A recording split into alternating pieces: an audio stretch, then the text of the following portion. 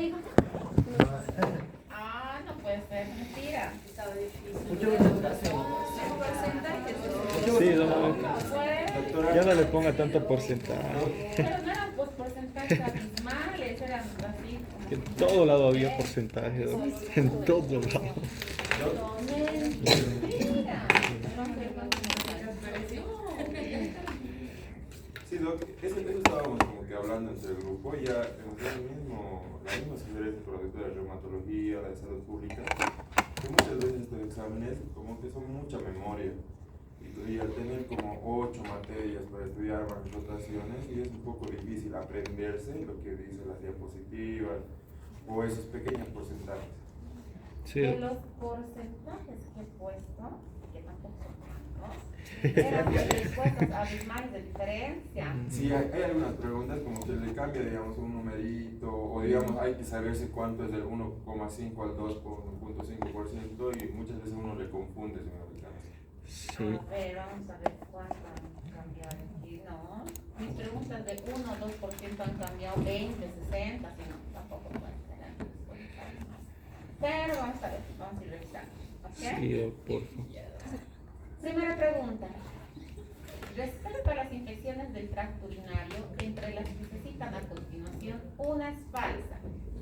Inciso A. La infección urinaria afecta al 15% de todas las edades. Sí. Más del 25% puede presentar una recurrencia. Sí, también. El embarazo por sí mismo incrementa la prevalencia de estas infecciones. Incrementa. El embarazo incrementa la incidencia de infecciones sintomáticas. Todas son correctas. Se le puso. Una de las siguientes preguntas es falsa. El embarazo por sí mismo incrementa la prevalencia de las infecciones. ¿Qué es la respuesta? No van a incrementar la prevalencia, No ¿no? incrementa la Es la que incidencia. van a incrementar. Y abajito estaba la siguiente pregunta. El embarazo incrementa la incidencia de las infecciones. La respuesta es sí. Sí, ¿verdad?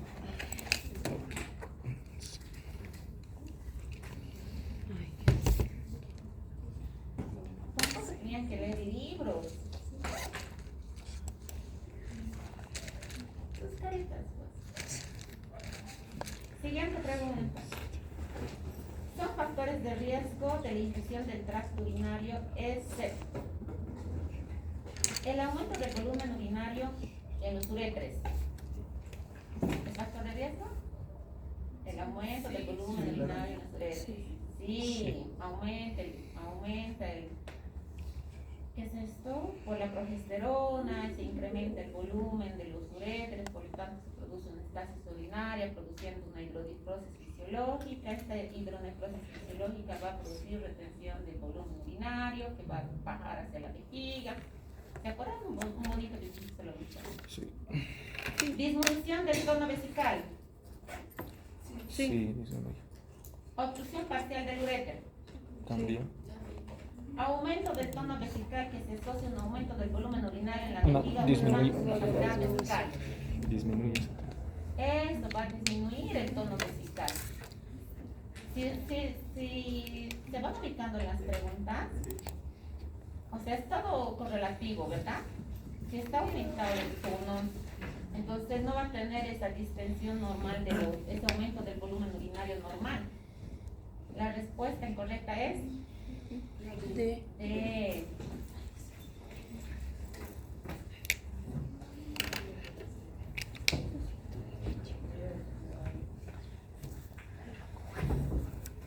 Siguiente pregunta.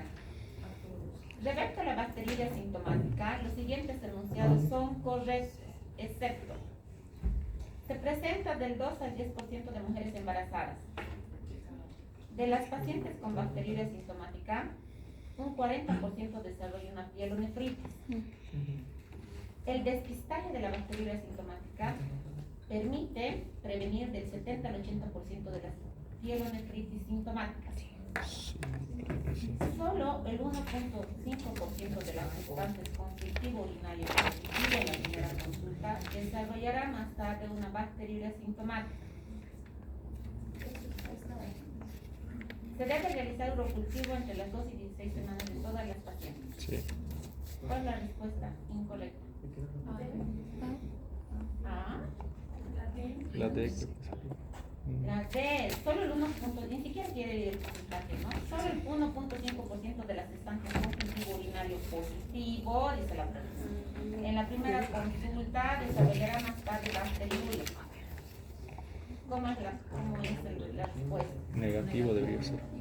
Del 1.5% de los pacientes con cultivo urinario negativo, vale, y recuerdo que esta es una diapositiva y en su clase que estábamos acá al lado les he dicho, esto va a entrar en el examen. No. A nosotros. Ustedes que estaban aquí al ladito, que hemos buscado aula para pasar clases. Sí, no dijo. Bueno, sobre esto. Esto dice que entraría, pero. Siguiente pregunta. Son complicaciones de la bacteriuria asintomática, excepto ruptura prematura de membranas, pielonefritis, trabajo de parto y parto pretérmino, bajo peso al nacer, retraso en el crecimiento intrauterino de la bacteriuria asintomática. ¿Cuál es el excepto? ¿Cómo dijo? Son complicaciones de la bacteriuria asintomática, Ujú. excepto. Ya. Inciso A, ruptura prematura de membranas. Inciso B, pielonefritis. Sí, Inciso C, parto pretérmino, trabajo de parto y parto pretérmino. también. Inciso D, bajo peso al nacer. Sí. Inciso E, retardo en el crecimiento intrauterino. A sería, ¿no? ¿Cuál es? Ruptura prematura de membranas. La ruptura prematura de membranas, ¿en qué pacientes vamos a encontrar?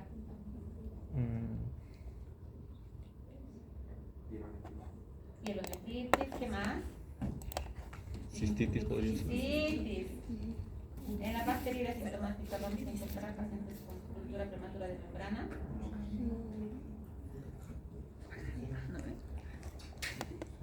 La respuesta es A.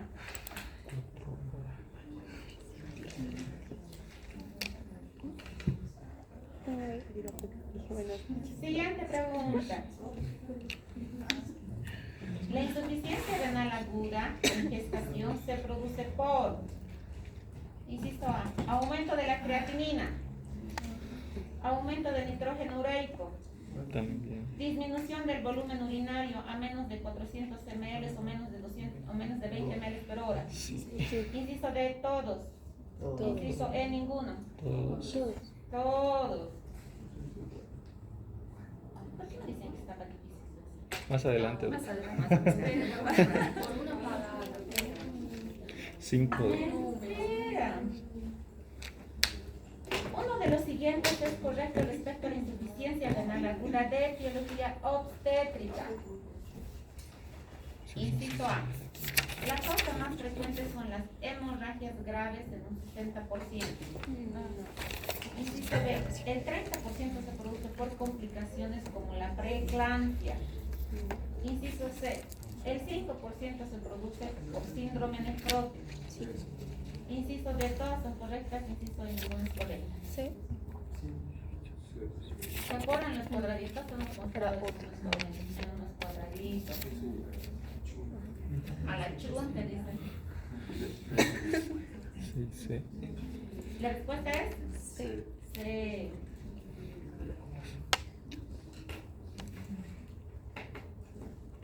Siguiente pregunta. El cuadro clínico de las pacientes con lupus eritematoso sistémico se caracteriza por presentar excepto. Inciso A. Eso también es hematológicas, un 85%. Fiebre, fatiga, pérdida de peso, en un 40%. Artralgias, mialgias, poliartritis, 95%.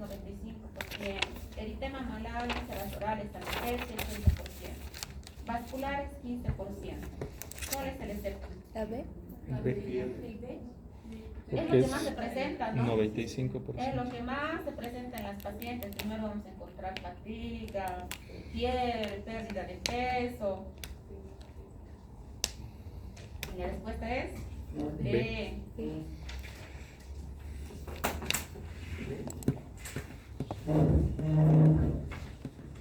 Siguiente pregunta. Son anticuerpos implicados en el lupus eritematoso sistémico, excepto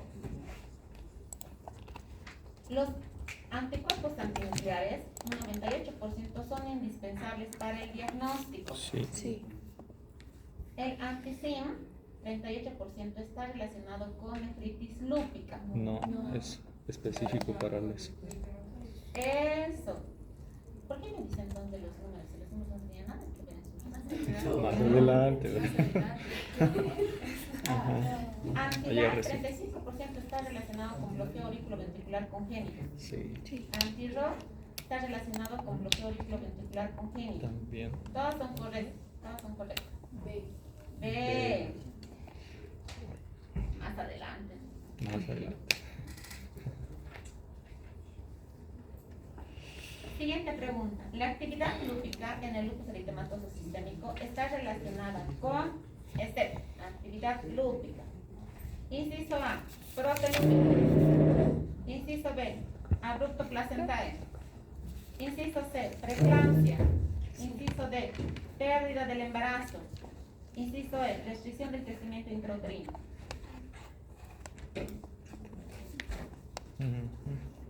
¿Cuál era? La actividad lúpica en el lupus eritematoso sistémico está relacionada con inciso A, brote lúpico. Sí, Inciso B, abrupto placentae. ese no está. Inciso C, preeclampsia. Inciso D, pérdida del embarazo. Inciso E, restricción del crecimiento intrauterino. ¿Ves ahí?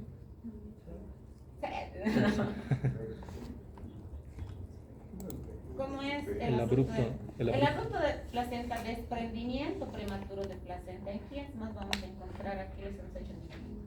El síndrome antifosfolipídico. ¿En quién? El síndrome antifosfolipídico. Síndrome antifosfolipídico. Por la trombosis. Va a producir trombosis a nivel de la placenta, por lo tanto se va a relacionar más con desprendimiento de la placenta. La respuesta es B.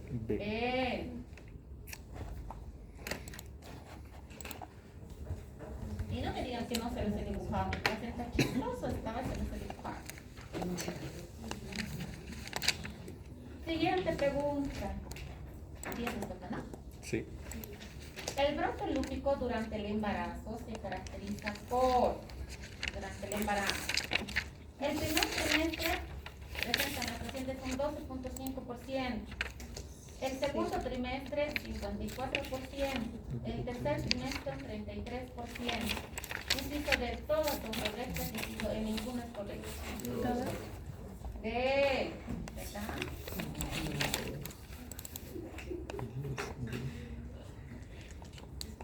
Y en el tercer trimestre se relacionan más con qué hemos mencionado en la clase también. Eso es.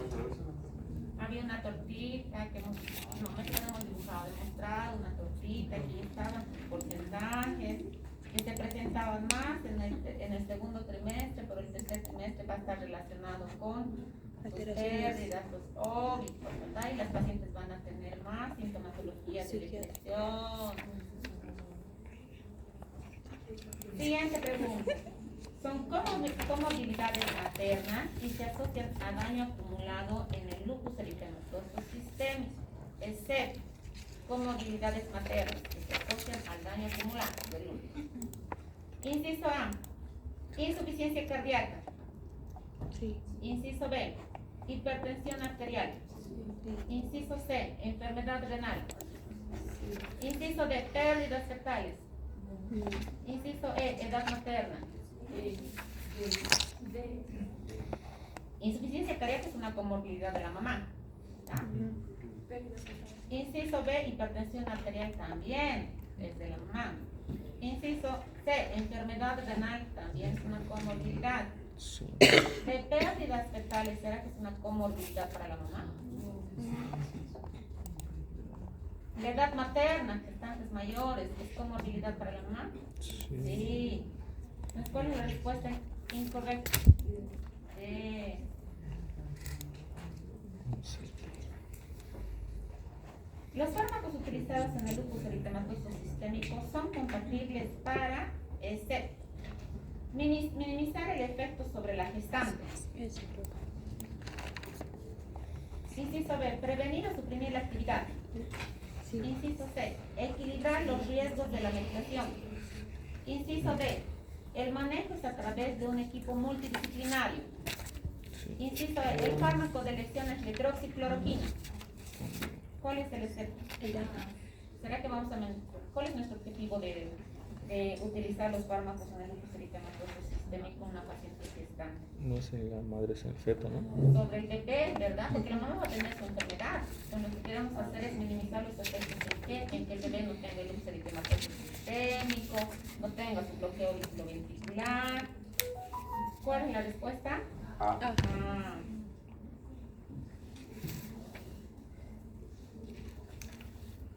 Siguiente pregunta. Respecto a los AINES durante la gestación utilizados en el lupus eritematoso sistémico, señala la respuesta correcta. El manejo es constante. No. Inciso B. La indometacina se puede usar por 3 a 5 días. Sí. Sí. Inciso C. Se debe evitar usar antes de las 32 semanas de gestación por producir cierre precoz del conducto arterioso. Después. No es después. Inciso D. El uso antes de las 32 semanas de gestación produce oligohidramios. Antes. Inciso E. Todas son correctas. La B. No, la B sí. Porque es después de las 32. Toda la indometacina, ¿se acuerdan que habíamos hablado de que podemos utilizar hasta las 32 semanas, pero después de las 32 semanas nos va a producir ¿qué? Oligohidramios. Sí, Oligohidramios, el cierre del conducto arterioso, por eso ya no debemos utilizar. Y dentro de estos, el que más se utiliza es la indometacina, por periodos ¿cuántos? 3 a 5. Tres a 3 a 5 5 días máximo podemos utilizar. ¿Cuál sería la respuesta correcta entonces? B. La B. ¿La indometacina podemos usar de 3 a 5 días? Sí. ¿La indometacina debemos evitar usar antes de las 32 semanas?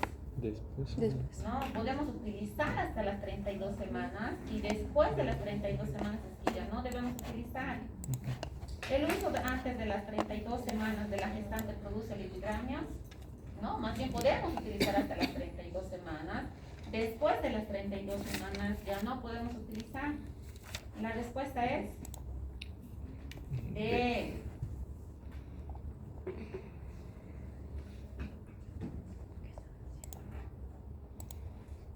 No me digan que quizá ha ido mal, chicos.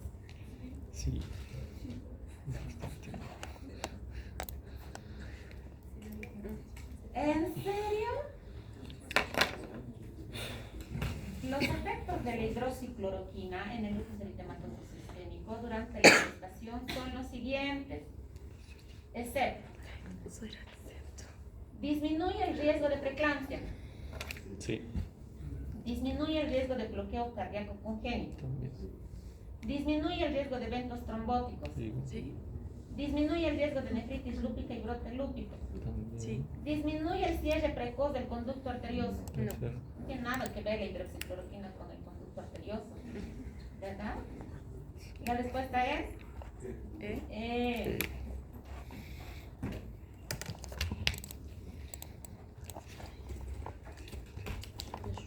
Siguiente pregunta. Doctora, ¿es D o E? ¿Me estoy equivocando en colocar? Sí. Está bien. Corríjame, porque no me he equivocado en los anteriores.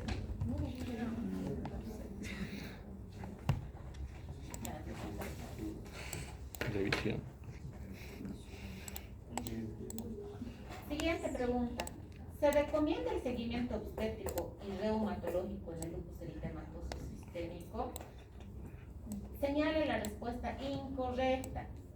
La primera consulta entre las 6 y 8 semanas.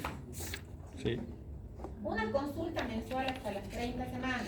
sí, Después de las 30 semanas, realizar controles prenatales cada 1 o 2 semanas hasta las 37 semanas. Sí. En el área reumatológica, realizar controles cada 4 a 6 semanas hasta las 28 semanas. sí. Inciso de todas son correctas. Todas. Todas son correctas. ¿Qué? B me han dicho. 15. Siguiente pregunta. Respecto a los fármacos contraindicados en el uso eritematoso sistémico, señale la respuesta correcta. Inciso A. El metrotexate está contraindicado 3 meses antes de la concepción. 1 a 3 meses.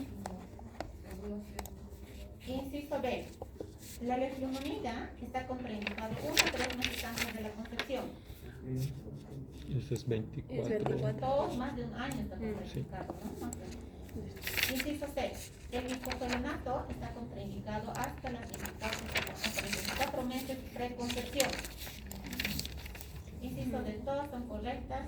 Inciso de ninguna es correcta. La A creo. A sería incorrecto, porque es 1 a 3. Señale la respuesta correcta. Ah, la La A correcta. ¿Cómo dijo? A. La respuesta es A. A. ¿Qué? Ya, es Doc. serio, chicos. ¿Están mal en los exámenes? No se sabe. Dime. Ahí no era la incorrecta la que hemos cambiado, ¿no? No. Esa es la respuesta correcta. La 22. La correcta está buscando, ¿cierto? Sí. ¿Cuál era la A? El metrotexate está contraindicado 3 meses antes de su concepción. Eso es lo correcto, ¿no? Pero en nuestras diapos dice 1 a 3 meses. Preconcepción, Ajá. contraindicados antes de su concepción. Sí. 1 a 3 meses, y por eso yo no le puse, porque estábamos yendo en datos exactos, digamos. ¿Y qué han puesto si estaban buscando la Todas correcta? son incorrectas. Todos que son incorrectos.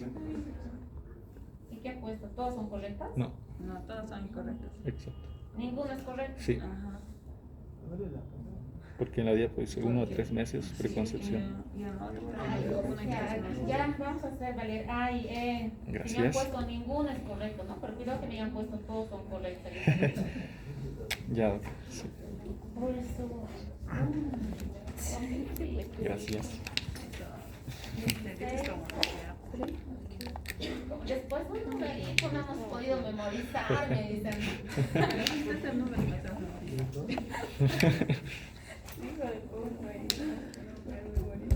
¿Estamos bien? Sí. A o E. Sí. No hay reclamos. Solo ese por el momento. Y los Siguiente porcentajes. pregunta. Son datos característicos del brote lúpico leve, excepto inciso A, fatiga. Sí. Inciso B, dolor preurítico. No, No. ese es el moderado. Inciso C, artralgias leves. Ese sí. Inciso D, eritema malar. Ujú. Inciso E, todos son datos del brote lúpico. No, el La B, pleurítico es creo. excepto. El brote lúpico leve. B. Dolor pleurítico, ¿no? ¿En qué vayamos a encontrar? Moderado. Moderado. Exacto. Cuando las pacientes ya están incrementando sus brotes, incluso hemos hecho la comparación con las pacientes que están en el brote lúpico. Sí. Sí. Siguiente pregunta. Los siguientes fármacos están contraindicados durante la lactancia de lupus eritematoso sistémico, excepto, ya tienes mostrado un cuadradito con biencitos y con X. Glucocorticoides. Sí, creo que se puede. ¿Pueden utilizar en el brazo? Sí. Sí. Hidroxicloroquina. También se Sí. puede. Leflunomida. No. Ciclosporina. Sí. Marta, ¿qué opina? También. Incluso en su pregunta anterior ahí dice, ¿no? La autonomía, ¿por cuánto tiempo no podemos utilizar 24. antes de su 24. preconcepción? Estaba en su pregunta anterior. La respuesta es, Sí. 18. no se dan cuenta. Sí, doctor. Pero este rato no, ¿no? Era casi lo mismo que antes, que ya se podía hacer. El embarazo. Uno de los siguientes enunciados es incorrecto respecto al síndrome antifosfolipídico primario. Inciso A. Causa de 15 al 20% de trombosis venosa profunda. Inciso B. Un tercio de los eventos vasculares sistémicos en pacientes mayores de 50 años. Ya, ese era. Inciso C. De un 10 a 15% de pérdidas fetales recurrentes. Inciso D. 8% progresa al lupus eritematoso sistémico. Inciso E. Causa más común de trombofilia. Sí, B sería. Se presenta en menores de 50 años, ¿no? Vamos a llegar a eventos trombóticos en aquellos pacientes menores de 50 años. Estos suspiros. Ya, vamos a ver cuánto han sacado en sus exámenes. Terrible. Para tirarse del Vamos a 13 ver cuántos tenemos reprobados, porque aquí teníamos bastantes que tenían que mejorar con el examen. Sí, ¿no?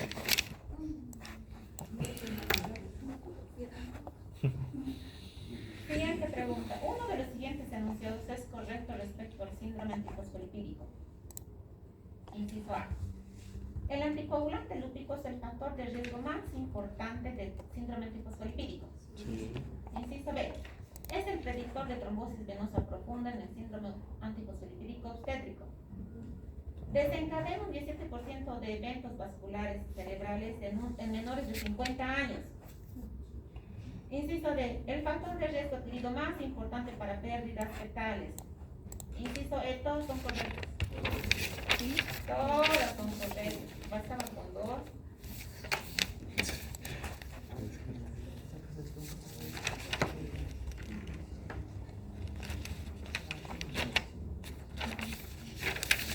Siguiente pregunta. Síndrome antifosfolipídico y embarazo. Uno de los siguientes enunciados es incorrecto. No todas las pacientes afectadas muestran signos de trombosis o infarto. Inciso B. Los anticuerpos antifosfolipídicos tienen un efecto directo sobre la función del tropoblasto, disminuyendo su viabilidad. Inciso C. Los anticuerpos antifosfolipídicos aumentan la formación de síntesis de tropoblasto y la capacidad de invasión. Y les hemos mostrado en la diapositiva cómo va del tropoblasto a nivel placentario. Había un dibujito ahí, ¿se acuerdan? Sí. No se acuerdan. Sí. No, estaban durmiendo en la clase. Inciso D. Tienen un mecanismo mediado por complemento y cascada de coagulación de manera secundaria. Inciso E. El síndrome antifosfolipídico induce factores que activan el receptor TOL8, llevando a la secreción de interleucinas 8 por el tropoblasto. Sí. Sí. Igual. La respuesta es Sí. C. Sí. Ese es el plus.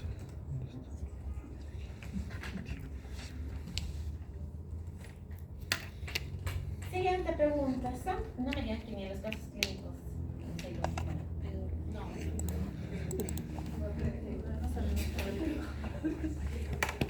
Son criterios clínicos para el diagnóstico de síndrome antifosfolipídico. Señala la respuesta correcta. Son criterios clínicos. Esta pregunta, uno o más episodios clínicos de trombosis arterial venosa y de pequeños vasos en cualquier órgano o tejido. Criterio Sí. clínico. Sí. Uno más muertes inexplicables de fetos morfológicamente normales de más de 10 semanas de gestación. También. Uno más nacimientos pretérminos de neonatos morfológicamente normales antes de las 34 semanas de gestación. Sí. Anticoagulante lúpico presente en el caso. Ese es el 3 o más laboratorio. abortos espontáneos consecutivos inexplicables antes de las 10 semanas de gestación. Aquí es donde hemos corregido, ¿verdad? ¿Te acuerdas? La pregunta 22 señala la respuesta incorrecta para criterios clínicos. Es el el anticoagulante lúpico no es criterio clínico, ¿no? El laboratorio. En el laboratorio vamos a identificar el criterio del anticoagulante lúpico. Clínicamente van a poder identificar. Ese 22.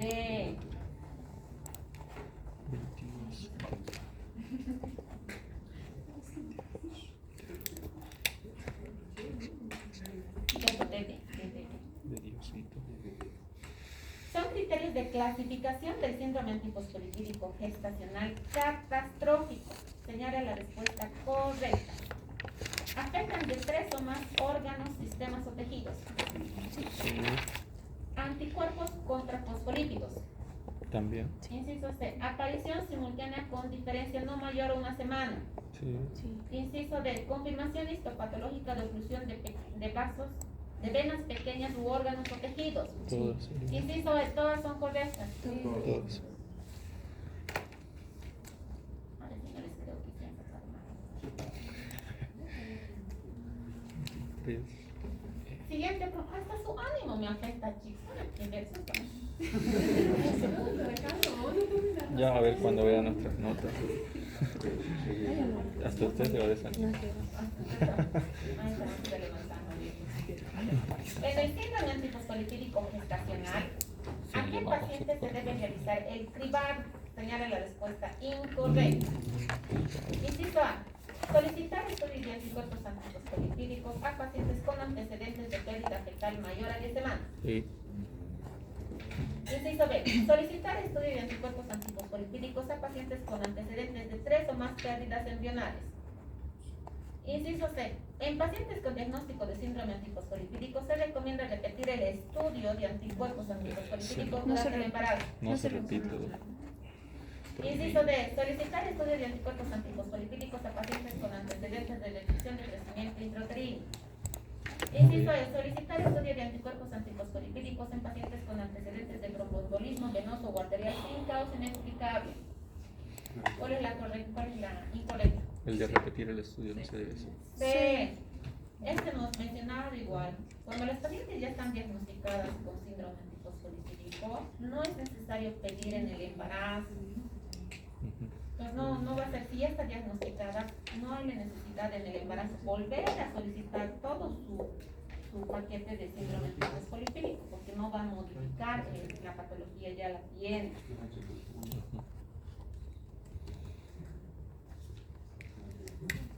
Dígame. Apúntame. Excelente, chicos. Vamos a cambiar el tiempo. Siguiente pregunta. Respecto al síndrome antifosfolipídico obstétrico, señala la respuesta incorrecta.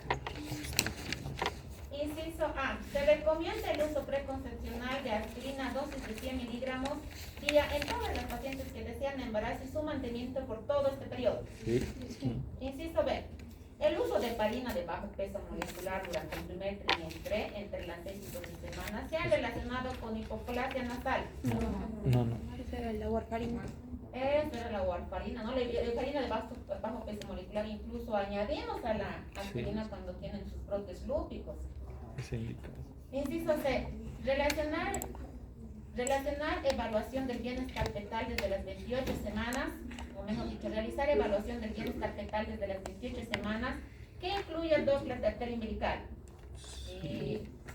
Inciso D. En pacientes estables se recomienda realizar el control prenatal cada 4 semanas hasta las 28 semanas.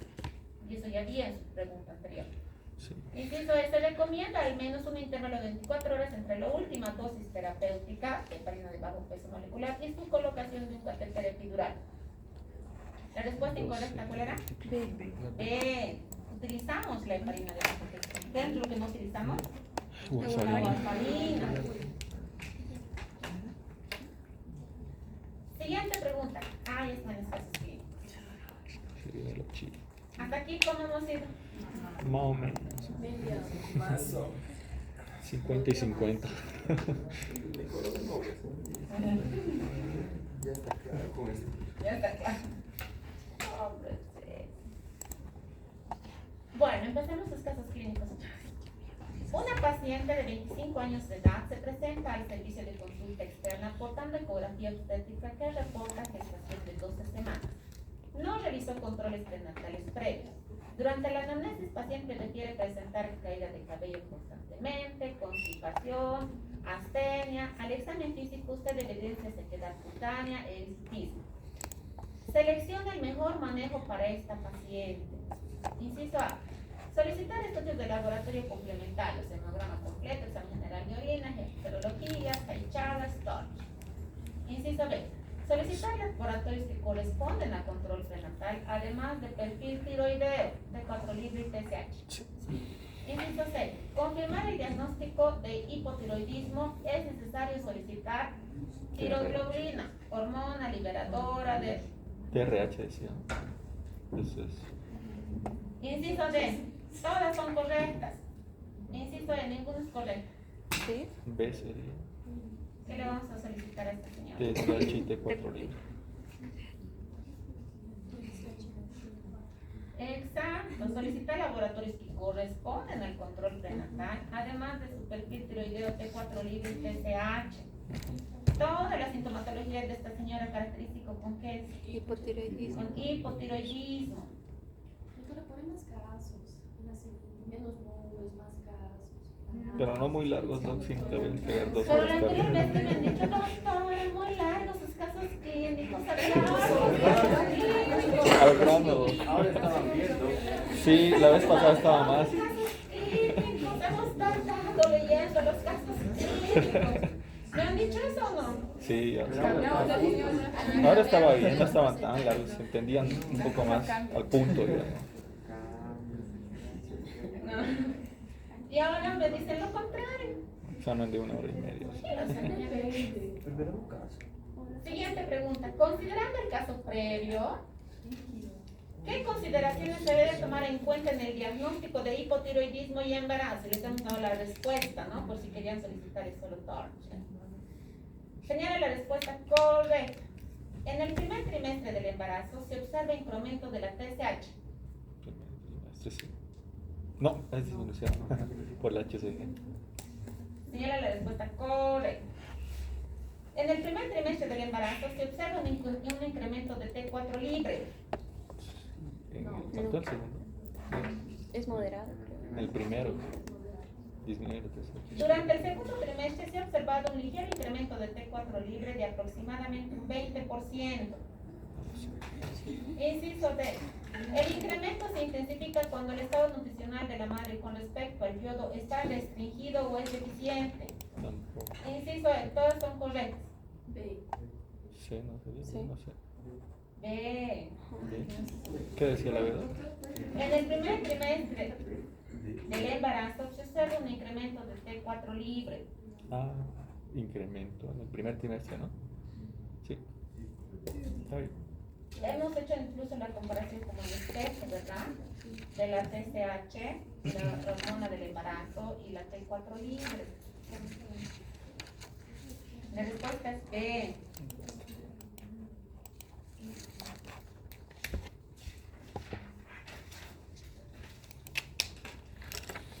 Siguiente pregunta. Según el caso previo, la información que debe proporcionar a la paciente se basa en, señala la respuesta incorrecta.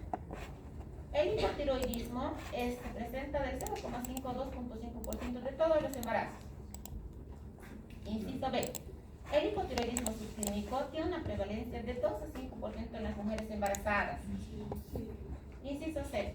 Entre el 20 a 30% de las pacientes desarrolla enfermedad hipotiroidea postparto. En 20 a 30% van a desarrollar enfermedad tiroidea postparto. Todos serían hipotiroideos después del embarazo. Inciso D. Desempeña un rol crucial en el desarrollo del sistema nervioso central del feto. Inciso E. La tiroides fetal no secreta iodotironinas antes de las 10 semanas de gestación. ¿Cuál es la incorrecta?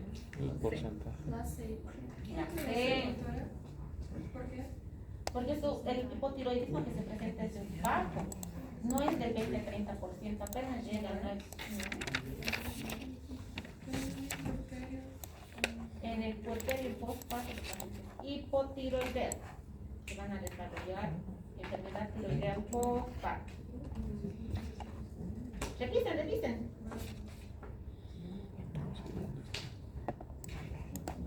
Según el caso anterior, se recomienda la ingesta de yodo durante el embarazo. No debe ser menor a ¿cuánto? 250 microgramos. 250 microgramos. La respuesta es D. Y es incluso les dije, no, antes se consideraba 200, pero actualmente es 250. Sería una positiva de 100 eléctricas. 250. Y en el clase les hemos indicado antes 200, actualmente 250 microgramos. No me digan que sean microgramos. No. Siguiente pregunta. Considerando el caso clínico previo, indicar a la paciente que el hipotiroidismo clínico ha sido asociado con complicaciones gestacionales, como señala la respuesta incorrecta. Inciso A, partos pretérminos. Inciso B, bajo peso al nacer. Inciso C, abrupto placentario. Inciso D, ruptura prematura de membranas. Inciso E, muerte fetal. Yo le puse muerte fetal. Porque no sé por qué se la puse. Inciso A, parto pretérmino en hipotiroidea. Inciso B, bajo peso al nacer. Inciso C, abrupto placentario. Inciso D, ruptura prematura de membranas. Inciso E, muerte fetal. No sé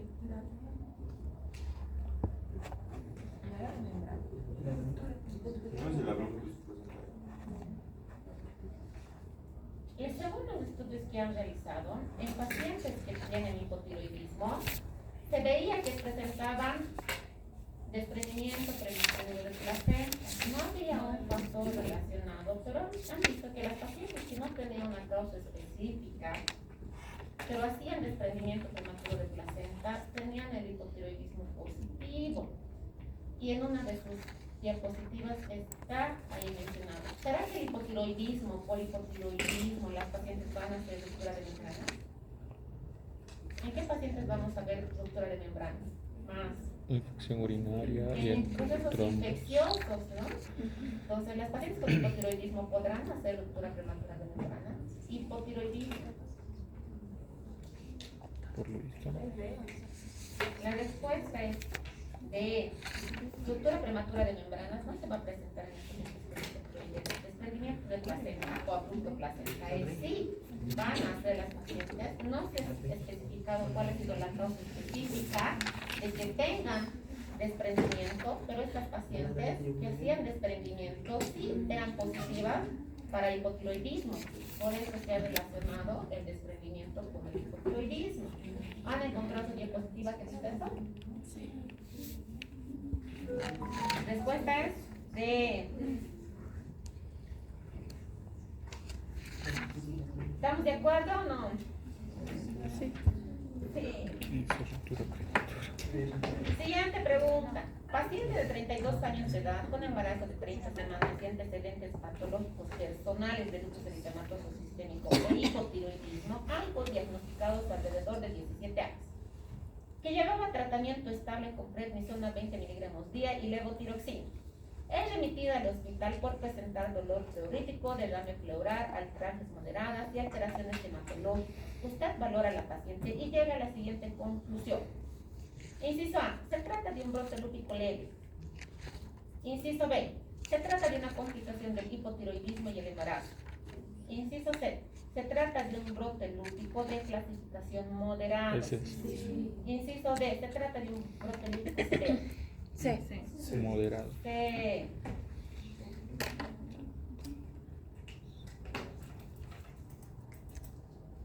Según el caso anterior, para realizar el diagnóstico diferencial entre brote lúpico y clínica de embarazo, se debe tomar en cuenta los siguientes criterios, excepto.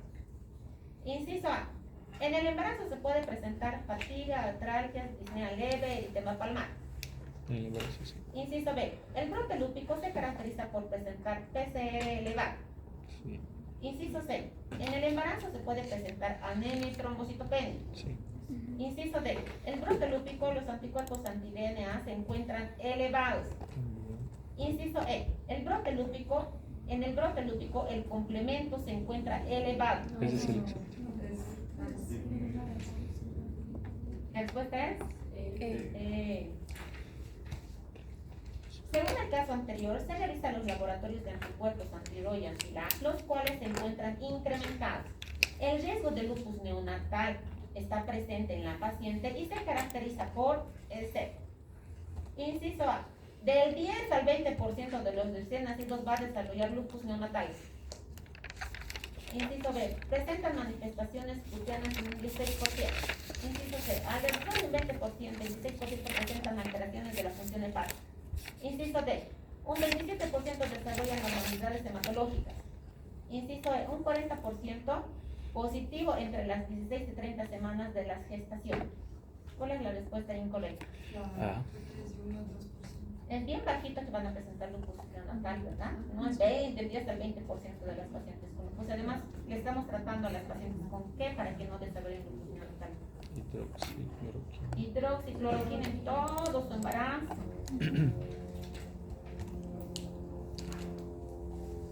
Siguiente pregunta.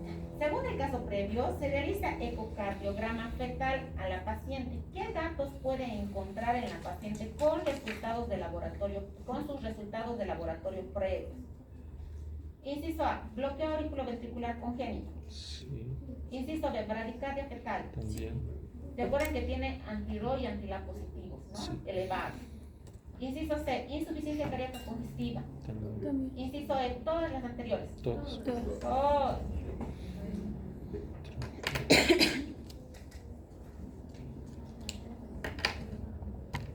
Según el caso previo, la paciente desarrolla nefritis lúpica.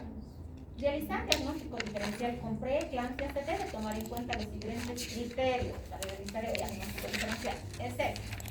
Inciso A. En la nefritis lúpica, la presión arterial se encuentra elevada en cualquier momento de la gestación. Inciso B. Se identifica hipocomplementemia en la nefritis lúpica y también en la preeclampsia. No. Inciso C. El sedimento urinario está presente en la nefritis lúpica y en la preeclampsia no. Inciso D. La proteinuria está positiva en la nefritis lúpica y en preeclampsia. Sí. Inciso E. Los anticuerpos anti-DNA están presentes en nefritis lúpica, pero no en preeclampsia. ¿Cuál es la respuesta? La B. La B. No vamos a encontrar hipocomplementemia en la preeclampsia, ¿verdad? Sí.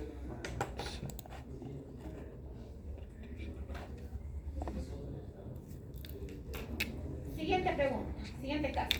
Paciente según digesta, gestas 2 y abortos 1, cursando con embarazo de 28 semanas de gestación, acude al servicio de emergencia refiriendo cuadro clínico de 6 horas de evolución caracterizado por presentar dolor abdominal tipo espasmódico en hipogastro de moderada intensidad, que se irradia región lumbar.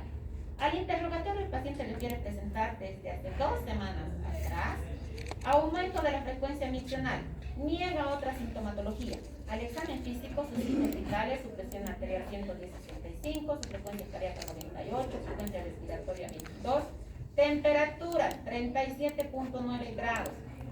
¿Cuál es el diagnóstico más probable de la paciente? Pielonefritis Inciso A, aguda. hipertensión estacional. Inciso B, cistitis. Inciso C, pielonefritis aguda. Ese es. Inciso D, hipertensión crónica. Inciso E, ninguno. ¿Cuál es su diagnóstico? Pielonefritis aguda. C. Hipertensión maligna. Hipertensión. ¿Qué es lo más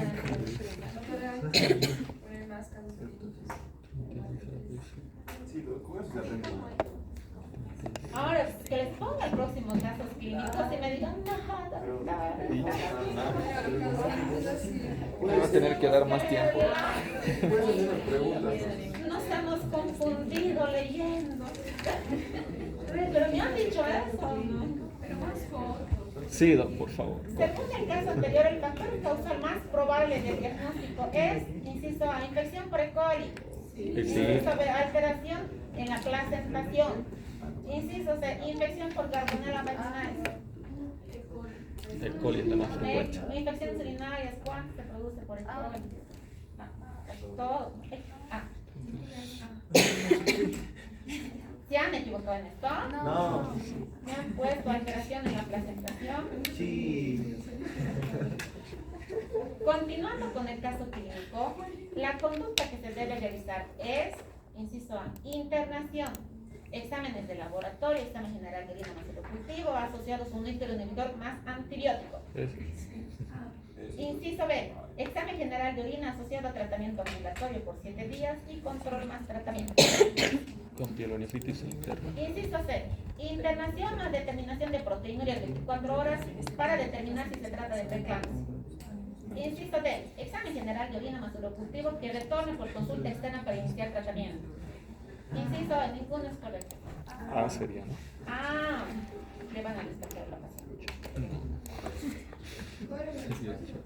La A, internación, exámenes de laboratorio, examen general de orina más urocultivo asociados a un útero inhibidor más un antibiótico.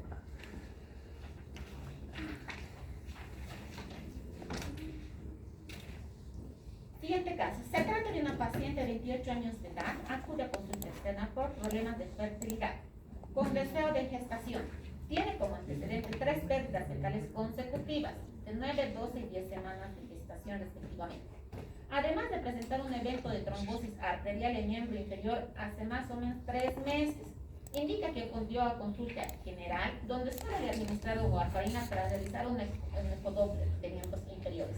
Niega otros estudios de diagnóstico complementarios de laboratorio. Usted valora a la paciente. El diagnóstico más probable de la paciente es Síndrome antifosfolípido. inciso A, lupus eritematoso sistémico. Inciso B, hipotiroidismo. No. Inciso C, síndrome antifosfolipídico. Es. Inciso D, hipotiroidismo secundario. No. C. No me digan que han puesto hipotiroidismo. Siguiente pregunta. Según el caso previo, ¿qué debe recomendar a la paciente? Se deben solicitar estudios de anticuerpos antifosfolipídicos por los antecedentes. Sí. Inciso B. Se recomienda desaconsejar el embarazo por antecedentes previos. Sí. Inciso C. Se recomienda el uso de ácido acetil salicílico a dosis de 100 miligramos pregestacional. Sí. Inciso D. Todas son correctas. Inciso D. Ninguna es correcta.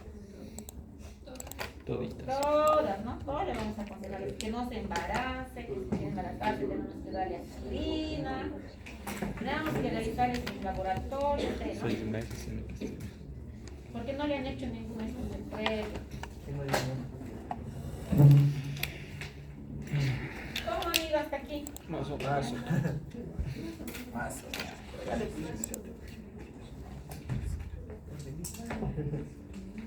Levante la mano quienes creen que han aprobado.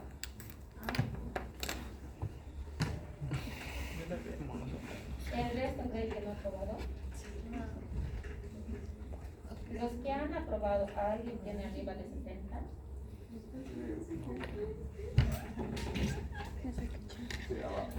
¿Cuánto vale cada pregunta? Son 40, ¿no?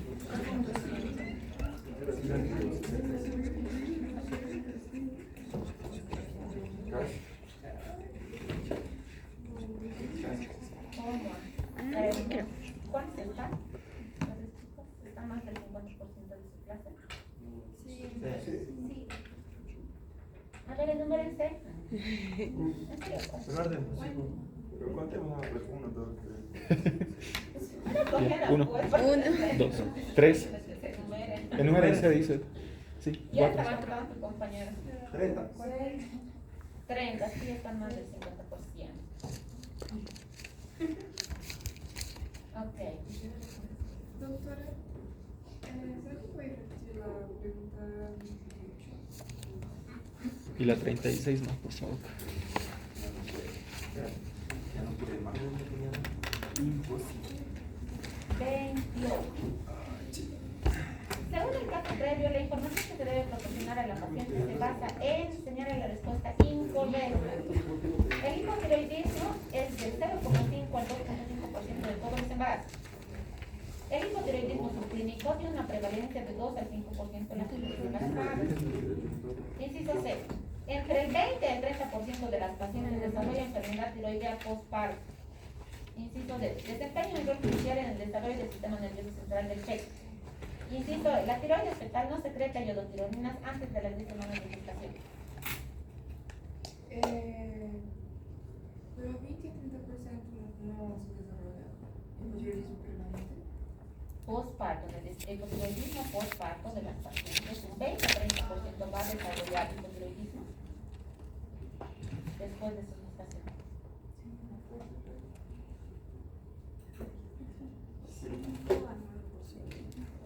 Bajito, las pacientes van a quedarse como hipotiroideas. Es la respuesta incorrecta. La incorrecta es la C. No van a desarrollar un 20-30%. Porque todo lo demás es correcto. Ya. A ver, ¿qué vamos a hacer con ustedes? Ayuda. ¿Cuánto eran? Ya me dije, me confundí. 30, pero ¿cuántos ustedes tienen más? Ah, 3 de haber aprobado. Aprobado. 1, 2, 3, 4, 5, 6, 7, 8, 9. Nah, no está levantando manos, ¿no? Por 9. Ya. Ya hemos revisado con ustedes su patrón. ¿Me van a presentar? ¿Saben hacer mapas mentales? Sí.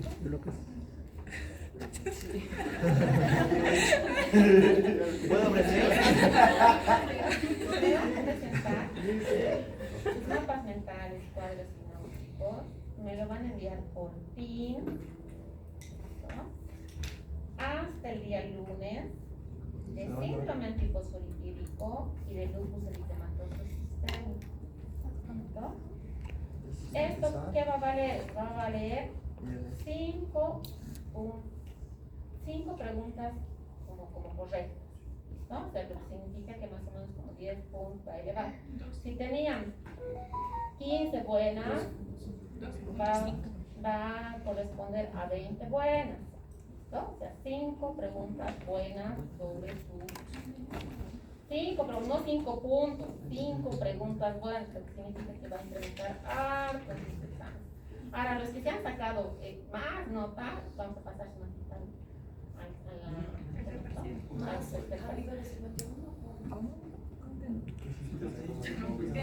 Hacer los mapas mentales claro, los es dos que y sacó 5 90 preguntas más buenas 5 buenas, pues va a de lo pasar que ha más de fallado. 100, ¿no? Entonces eso va a pasar a su tercer parcial. ¿Me dejo entender? ¿Estamos de acuerdo? Sí. ¿Voto unánime? Sí. 5 preguntas buenas. Cuidado que me reclamen después, doctora, yo tenía 17, más de 5 preguntas son visitantes y no tengo tanto. ¿No? Porque son... Revisen bien sus patrones, por favor. Chicos, ¿tienen derecho a observar sus exámenes? Sí, tienen derecho a observar sus exámenes. Doctora, en nuestro mapa mental, ¿a qué quiere que nos enfoquemos más? ¿A todo entero? A todo, pero Todo el tema, diagnóstico lupus clínico. eritematoso significa que van a ser 2, ¿no? Sí. Lupus y antifosfolipídico. ¿No? Hay que hacer los dos. 2, Vaya. 2. ¿Tareas o su interno? No. Al grupo de ASI, a tareas pueden enviarlo. Una foto tendría que ser, o Claro. ¿no? Una foto de... Aquí, en tarea. Ya. ¿Tiene que ser a mano? No puede ser digital. Ay, digital se van a hacer copy paste ustedes. Es un poco más ligero. Para hacer más lindo. Pero yo lo puedo hacer a mano, pero es que a mí me sale muy feo. Entonces se lo mando. Y No crean que no voy a verificar que han copiado del internet. No, revise. Listo. Alguien que me haga plagio, Chat. 0. Me quito 5 preguntas. Doctora, ese mapa mental que me hizo mandar la primera vez, ¿eso va a valer para el final? No, eso vale para todo su nota final. Cuando tengan su nota final. Eso ni lo toquen hasta ahorita. ¿O quieren tocar y para su final? ¿Ya? ¿Ok? Chicos, ¿estamos de acuerdo? sí, Sí, me voy a anotar con ustedes. Mira que le chismosean al grupo, no, doctora, yo saqué todo eso. Bien, me van a decir. No hablamos. ¿Con quién es? Puro jodido. Todavía no he revisado del otro grupo, déjenme revisar. Vamos a ver cómo está. Ok, chicos, vamos con el siguiente tema. Muy bien. 12 Listo, puntos. chicos. Para la próxima clase directamente vamos a buscar el nombre parcial.